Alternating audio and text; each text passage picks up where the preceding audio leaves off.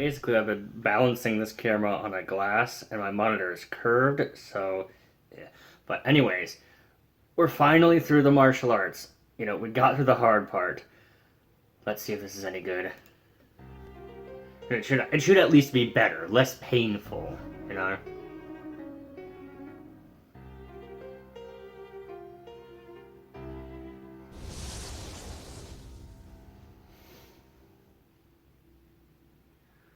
Moving on from the martial arts. Ooh, I have my signature code on here. This means we filmed this on a different day. Move into the sphere of writing. Oh no. Crafting stories of intricate words. No, I'm not gonna go there. That's a bit much even for me. Thank the gods. Who is Mary Sue and why should you hate her? That's what the topic is today on this week's Knowledge Drop with me, Greg Gore. So, Mary Sue. Some people probably already know what I'm on about and have already shuddered at the very mention of such a detestable name. Now, I don't actually know where the name comes from.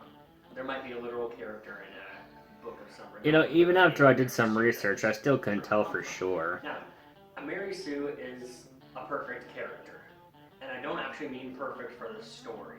I mean perfect as in has no character flaws, is too invincible to give a crap. The kind of character whose tragic flaw is that they're so great that people keep sacrificing themselves for them and they have to endure the loss of their friends because they keep dying in there. I sort of had a character like that. See,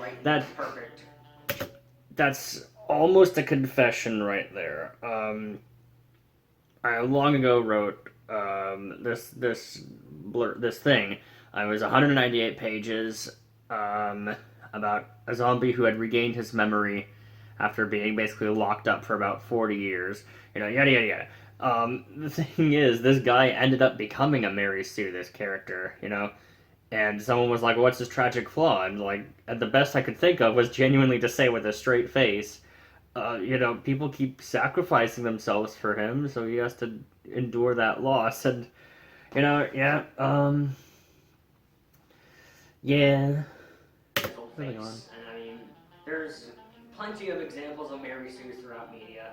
The best example would be the DC trinity of Superman, Batman, and Wonder Woman. Those three are pretty big Mary Sues, especially Superman and Batman. I was just about to say. Batman fans that are trying to explain why he can beat literally anybody ever.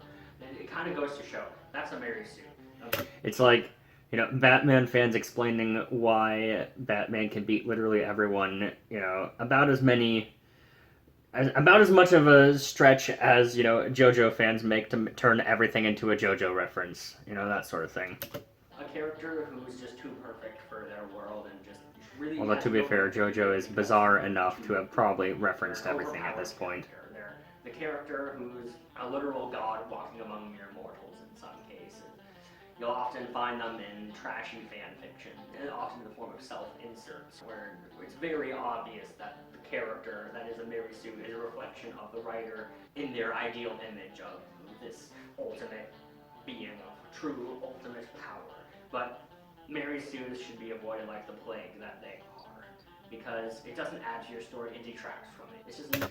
Now then, there can't be the argument made that power fantasies do absolutely have their place. They do. A lot of early comics were, the power fantasies of, nerds on LSD and acid in the 70s, right? That sort of power fantasy that does have its place, You need that sort of escape sometimes, and that's why Mary Sues might turn out to exist, is because of a given, this really is what I want to do. I really do want to have this much power. But I suppose if you catch yourself understanding that and then reflecting, you can kind of tone it back a little bit. So, a true Mary Sue should indeed be avoided. But having a little power fantasy in your creation, that's not necessarily a bad thing, because it's got its place. Stories have been used for self-reflection the whole time, and that self-reflection might be, I wish I had this power. It's so fun to root for a Mary Sue because you just know they're gonna win. It's like, I win because I do it. Like that kid on the playground who has that invulnerable shield that's invincible to literally everything. I'm sorry to everybody who had to play with me on an elementary school field because that was me at times. That kid was kind of mean. Oh, no, I had my share of Mary Sue's. That's what, in my stories. That's where I got that tragic flaw from because there was a short story I had to write for a middle school thing, and there was like, "What's your character's tragic flaw?" That was literally what I wrote down. Like everybody keeps sacrificing themselves for them. So I mean, I hope it goes to show how much I've grown as a writer that I moved. Oh yeah, because that story ended up being continued being written into high school. If they're a Mary Sue, they're just no fun. Now then, like, it's your Didn't end up being a short story. It was 198 pages. I assure you, I'm not going to enjoy your story, and I hope that very few people enjoy your story. That it's just a power fantasy of what you want to do to the universe. It's a slippery slope almost as to what defines it. I have no problem with you fantasizing about what you do to your enemies, though. You know, your enemies wronged you? Alright, you put their heads on pikes. Tell the crows not to even feast on their bodies. They do not deserve that honor. Mary Sue, but you take this established character and call them a Mary Sue. There are characters that are generally agreed upon to be Mary Sues, like the DC Trinity. I don't see a lot of things that don't tell me they're overpowered. It's all buggery. But it's just, you've got these characters that you have to bend the rules of space and time just to get them to be vulnerable. And then, of course, inevitably, you write yourself into a corner of having to come up with even more ridiculous things that will hurt them. I'll use my own characters again as an example. You know, isn't that why Crisis on Infinite Earths took place? You know, where there basically had to be a retcon of all the rules because a lot of these characters in DC were just had literal godlike feats behind behind them and what have you and stuff. I think I don't remember for sure, but I think that's roughly why that rule reset needed to happen because people were just getting way too goddamn powerful and too much creative energy needed to be put into coming up with ways to make them vulnerable. But, you know, of course, meh. Characters be characters and shit. It became unbreakable, so they had to forge an entire crystal out of this cosmic power to make him vulnerable. And then I later even made the mistake of writing him to have trained himself to be invincible to that, so that had to be something even. Although, to be fair, that did fit with the character. The character was like, oh shit, that can hurt me. I'd best fix that. You know? Yes, it fit with the character, but it didn't help the story. More cosmic reality bending, and by the end of the story, you practically had to harness the power of the Big Bang just to get at him. And I looked back at that story, and I tossed it in my fireplace, and thank the gods I did, because I want to move on from that. But, I mean, how do you catch yourself, though? Because you might not initially think that you're... I don't remember if I actually did that. I might have. I don't know for sure. Flaws in your own work when you're writing them, especially. Because, like, as you're writing that work, it's what you want to put down, so therefore you think it's the right thing to put down.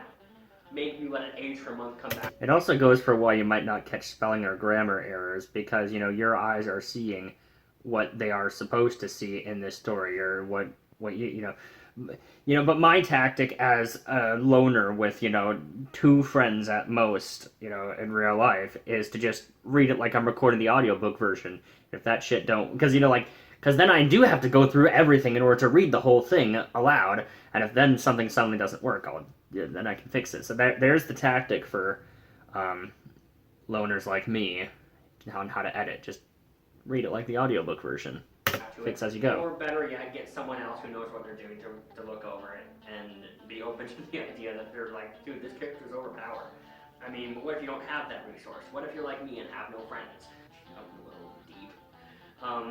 Usually I'll take the method of just aging. I wonder what he says here. Leaving the story there and then letting it sit for a while, and then coming back to it like a day or even a week or even a month later with fresh eyes and be like, yeah, that's not bad. I don't know what that was, but it made my eyes vomit. Well, that was a great line. But anyways. That was his favorite line, and I have used it before. You know, if you did something really bad, it's like, I don't know what that was, but it made my eyes vomit. Get into these power fantasies of yourself and your character being what a guy. God, and I know because I've done it, and I'm not proud of it, but I'm proud to have moved on from that. But like even in some of my current work, sitting on my computer right now, fair. Some of those aren't too great as far as keeping the character in check, because it's like parenting almost, where you don't. The thing is, a lot of the characters that I write are constantly striving to improve their skills, their knowledge, and thus their power. And the other thing is that I often write that they succeed in doing so. So they end up sort of reaching this singularity eventually because they just keep learning, and not only that, they keep succeeding at learning. You don't want to disparage your character because it's your character, it's your creation, kind of like how you don't want to disparage your child because that's your child. And it's almost the same basic principle. You gotta find the courage to find fault. I mean, if you do find yourself creating a Mary Sue, congratulations, you've done better than most. I mean, that in and of itself is pretty good to catch that, like, wait a minute, this guy because you caught yourself doing a flaw, and that's not easy for a lot of people to do. I mean, I'm certainly not going to be the be-all end. Not exactly how the butterfly effect works. Began, and there's going to be Mary Sues until the end of time itself. I'm just here to tell you that Mary Sues suck. I mean, if you want a definite... Dante being a self-insert, I don't think Dante was necessarily a Mary Sue, but, you know, definitely a self-insert, fan within the fan fiction. Mary Sue, like, the kind of textbook example was a fan character. Is he gonna mention? Created. Oh no. Cold Steel the Hedgehog. Oh my god, he is! Oh my god. Oh, that's what a Mary Sue is. And you'll look at the I character. do mention Cold Steel here. I'll look at some of my characters and be like, ugh, like, what's with that? You know, it's the quintessence. Story that I ever actually got to novel length. The character was a zombie who had regained his memory after being quarantined for like 50 years in his friend's basement. I think it was actually 40. The character eventually got so overpowered that the God of Annihilation, as it was called, had to start slapping him around in order for him to face any sort of challenge, because otherwise he couldn't take damage. He wouldn't feel pain because all those... It didn't work either. You know, the God of Annihilation did not succeed at slapping around this character, you know, just to go to show. Are dead. He would regenerate because he had the powers that be, and as all other enemies would quiver before him. He did get the powers that be. Writing yourself into a corner. You have to come up with these even more ridiculous enemies and more ridiculous circumstances that bend and break the rules of time and space itself just to get at that Mary Sue character that's just like... You know, are your characters adjusting to their obstacles, or are your obstacles adjusting to the characters? Granted, obstacles adjusting to characters, you know, that can have its place after a while of an established rule set and what have you. Like, what was it? The one of the arcs in Doctor Who, I think it was Matt Smith's arc with the with how River Song eventually became the assassin, right? You know, there was that narrative point. All this done in fear of you, Doctor. You know, like how many people just went out of their way to defeat this one guy. So, you know, there is that sort of, there is that kind of where that place is. But more often than not, if the universe finds itself, you know, if the obstacles find themselves bending to the character, you know, or adjusting themselves to the character rather than the character adjusting to the obstacles, you might have a bit of an OP character on your hands. So, better thing to do would just to be create a character that is a Mary Sue. I mean, it sounds simple, but it's definitely easier said than done, that's for sure. One of the best things you can do to avoid Mary Sue is to, like, if your character is going to gain the powers that be, if your character is going to gain those, then you definitely want to have rules for those powers. You definitely want to have sort of a set guideline of what you also want to stick to them. Because if there is no limit, then it's just going to spiral on itself into there is no limit. Paradox. I don't think that's going to be my official name for it, but we'll think of one sometime. But anyways, best way to avoid a Mary Sue. What, the ridiculousness paradox that is... the conflict of infinite progression. That's what I eventually named it. It was actually a different thing that I had written on the MMO singularity that I called the conflict of infinite progression. But the conflict of infinite progression would apply here. Is really just to keep them grounded in reality, and I know that's easier said than done. Everything I'm going to say here today is only halfway done. But if you really do take that literally, you really take the rules of reality. Literally everything that you say is easier said than done. It's easy to talk. Add stuff like if your story takes place on Earth with just your one average character, who sure has some skills at whatever, who is qualified to do this job, who is qualified to stop this enemy. Sure, but what's the best way to say this? If your character is, say... I don't know. What are you about to say? Then maybe try to put a damper on that by saying, like, he's great at hand-to-hand combat, but he's a terrible shot. Or he's a great sniper, but he's too reliant on his weapon. He's a master swordsman, but kick that sword out of his hands and he doesn't really know what to do. I mean, there's got to be something. For a yin, there's a yang. For a plus, there's a minus. For a light, there's a dark. For a heads, there's a tails. There's got to be that. And of course, another problem might be, a problem that I encountered, which was when I wrote characters, they were characters that always wanted to keep learning and keep expanding their skills, and that they would succeed at that. So, even those sorts of hard limits on what characters do, unfortunately, that character might like the idea of learning. Just to get under their skin. Yeah, that's fair. The character of the Doctor from Doctor Who. Oh my god. You might think he's a Mary Sue, but there are very clear weaknesses to him. I guess so. Like, he overcomes them, sure, but... This was, I believe it was filmed before, maybe? This might have been before, which one was it? It wasn't Night of, it was before, I think this was filmed before, maybe, the incident where he just was granted all the regenerations, or at the very least, this was filmed before I watched that episode where the Doctor was granted theoretically infinite regenerations, which means that it certainly took place, that this was certainly before, the Child of Time was even a thought in anybody's head, so if I make any references to Doctor Who as a character here, you got to take it with the grain of salt that right at this point I did not yet see. I think it might have been Night of the Doctor. Okay, whatever. There, the one where Matt Smith is an old man and then is granted all the regenerations he wants because Mofat, right? So this was before I had actually seen that episode. So there's your grain of salt there. I would say the Doctor's not a Mary Sue in the true sense of the word. I mean, he has his moments, but he'd rather not use them. Like, David Tennant, the Doctor, never carries the gun. Like, he abhors violence and always wants to find the peaceful way. And that could be his tragic flaw. He's too peaceful. There's got to be something that can proverbially kick him in the balls and make it hurt. One of the more common things that people... I might not have even seen the end of time by this. Tried and tired is basically the Mary Sue's friend. If I can't get to you, I'll take out your friend and that will break you. And that's a start, but it's tried. It's tried and tired. What can do my character in just because it's been done so many times. And also it's insulting to whatever character is getting hurt to get to the main character. It sort of turns that character just into the catalyst for hurting this other character and then really just insults whatever that character is up to that point. If the friend of the Mary Sue now suddenly serves as the architect for the Mary Sue to be hurt, that kind of defeats whatever other character build-up had happened to that point. It's a great safety net, sure, but it's an easy one. And if you want to challenge yourself, you got to think of something else. If you don't want to challenge yourself, by all means, have them have a love interest or romantic relationship with somebody, and that becomes their weak link because they have not. But I will, I'll send the crow of judgment upon you, and he will judge you very hard.